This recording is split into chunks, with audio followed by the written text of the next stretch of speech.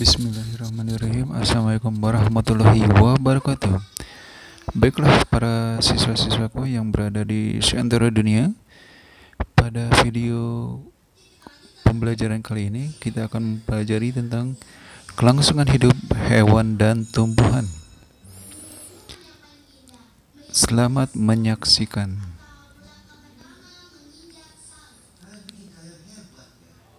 Ya, untuk kompetisi dasarnya, yang pertama, siswa diharapkan mampu menganalisis sistem perkembangbiakan pada tumbuhan dan hewan, serta penerapan teknologi pada sistem reproduksi tumbuhan dan hewan.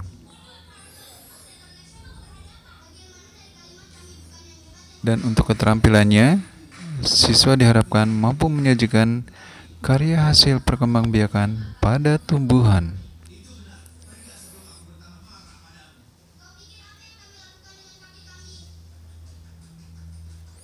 Secara garis besar, untuk video pembelajaran kali ini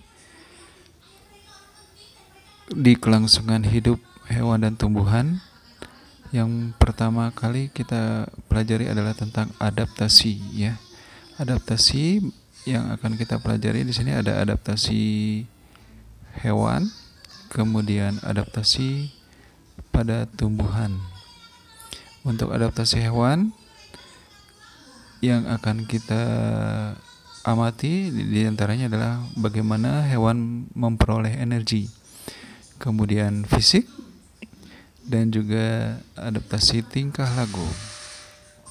Kemudian untuk adaptasi pada tumbuhan yang akan kita amati adalah perlindungan dan penyokong, kemudian zat tambahan pada dinding sel, serta reproduksi. Dan tak lupa, seleksi alam juga akan disuguhkan pada video pembelajaran kali ini. Adaptasi. Materi genetik pada makhluk hidup dapat mengalami perubahan. Perubahan materi genetik memiliki keterkaitan dengan proses adaptasi makhluk hidup.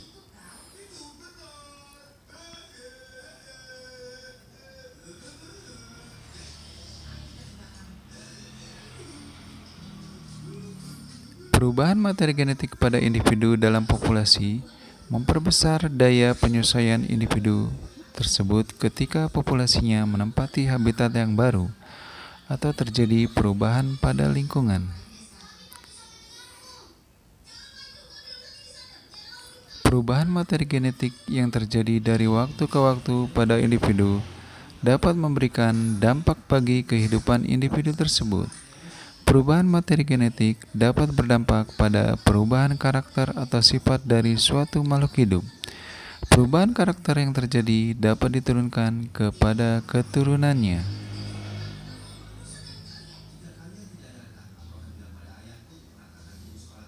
Jika perubahan materi genetik menyebabkan individu tersebut dapat menyesuaikan diri terhadap habitat baru ataupun terhadap perubahan yang terjadi pada lingkungan habitatnya, maka dapat dikatakan individu tersebut dapat beradaptasi.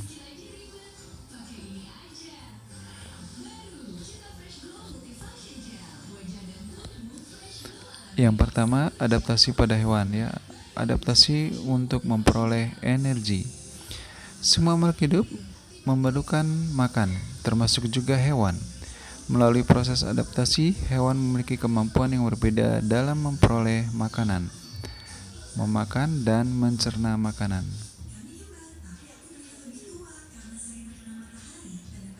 Ya, yang pertama, hewan herbivora. Hewan herbivora adalah hewan yang memakan tumbuh-tumbuhan. Untuk mendapatkan energinya, mereka memerlukan enzim selulase di dalam pencernaannya. Oke, kemudian yang kedua, hewan karnivora. Untuk hewan karnivora, mereka memakan daging. Dan untuk memakan daging diperlukan struktur gigi taring, ya, struktur gigi taring yang lebih banyak dibandingkan hewan herbivora. Oke, kemudian berikutnya adalah omnivora. Omnivora adalah hewan pemakan segala jenis makanan. Dan kemudian detritivora. Untuk detritivora ini adalah pemakan bangkai, adalah organisme heterotrof yang memperoleh energi dengan cara memakan sisa-sisa makhluk hidup. Dengan begitu mereka merupakan pengurai dan berkontribusi dalam siklus hara. Detritivora mempunyai peran penting dalam ekosistem. Oke, berikutnya adaptasi pada hewan adalah adaptasi fisik. Adaptasi terjadi pada hewan tertentu sehingga memiliki struktur tubuh yang seolah-olah menyatu dengan lingkungan. Bagian luar tubuh atau penutup tubuh hewan dapat memberikan perlindungan terhadap beberapa hewan. Beberapa serangga memiliki kulit luar yang keras. Kura-kura, penyu, dan beberapa hewan yang tinggal di air memiliki struktur pelindung yang berfungsi melindungi hewan tersebut dari predator. Ukuran tubuh juga merupakan salah satu tipe pertahanan diri. Hewan yang berukuran besar biasanya lebih aman daripada hewan yang berukuran kecil. Ya, adaptasi fisik di antaranya beberapa hewan mampu melakukan mimikri. Arti mimikri dan 5 contoh hewan mimikri. Mimikri ini adalah secara umum pengertian adalah pemiripan atau peniruan secara fisik atau perilaku oleh spesies terhadap spesies yang lain yang menguntungkan dirinya. Dan kemudian pada adaptasi fisik ini banyak sekali hewan-hewan tersebut melakukan kamuflase. Oke, berikutnya adaptasi pada hewan adalah adaptasi tingkah laku. Adaptasi tingkah laku ini diantaranya ditemukan pada cicak. Cicak di mana dia melakukan autotomi, memutuskan ekornya Hal ini untuk melindungi dirinya. Oke, kemudian mimikri pada bunglon. Dan kemudian adaptasi yang dilakukan oleh ikan paus Oke, kemudian adaptasi pada tumbuhan meliputi perlindungan dan penyokong. Air merupakan komponen penting bagi semua makhluk hidup, begitupun bagi tumbuhan. Adaptasi bagaimanakah yang membantu tumbuhan mempertahankan kandungan airnya? Batang, daun maupun bunga memiliki lapisan sel epidermis yang diselubungi oleh kutikula.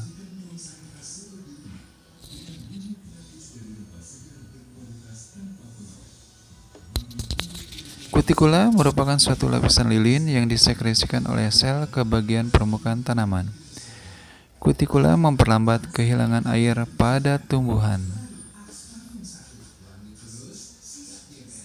Penyokong merupakan bentuk adaptasi yang dilakukan tumbuhan agar dapat tumbuh dengan kuat di daratan. Sel tumbuhan memiliki dinding sel yang tersusun atas selulosa. Selulosa memberikan bentuk dan kekuatan pada tanaman.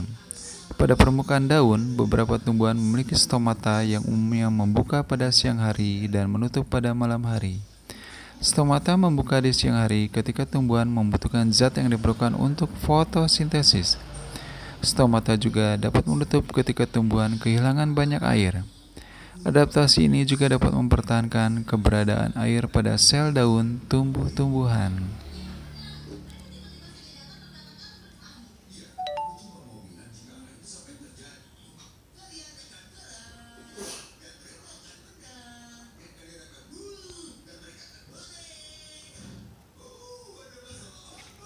Berikutnya adaptasi pada tumbuhan.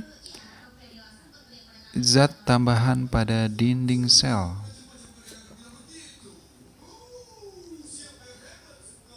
Beberapa sel tumbuhan menghasilkan substansi lain selain selulosa untuk membuat dinding sel lebih kuat. Misalnya daun pada tanaman pinus yang tahan terhadap es yang membeku di atasnya.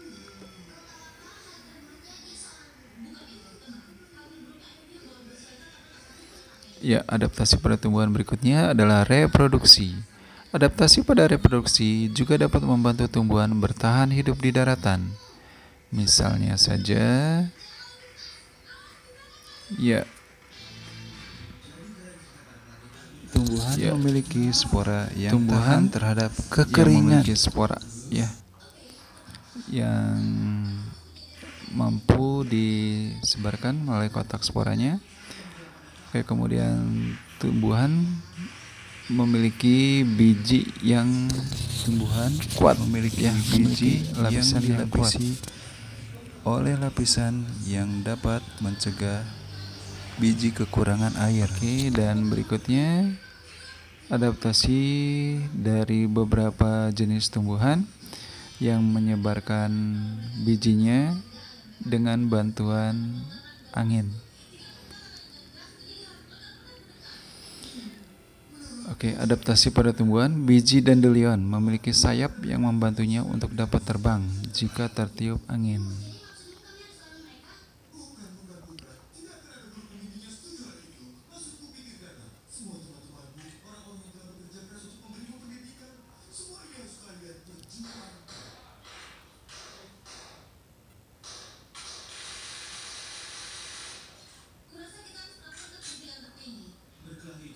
Oke, biji beberapa rerumputan memiliki kait yang mudah terikat ya pada baju maupun pada bulu burung sehingga dapat tersebar melalui perantaraan manusia maupun burung.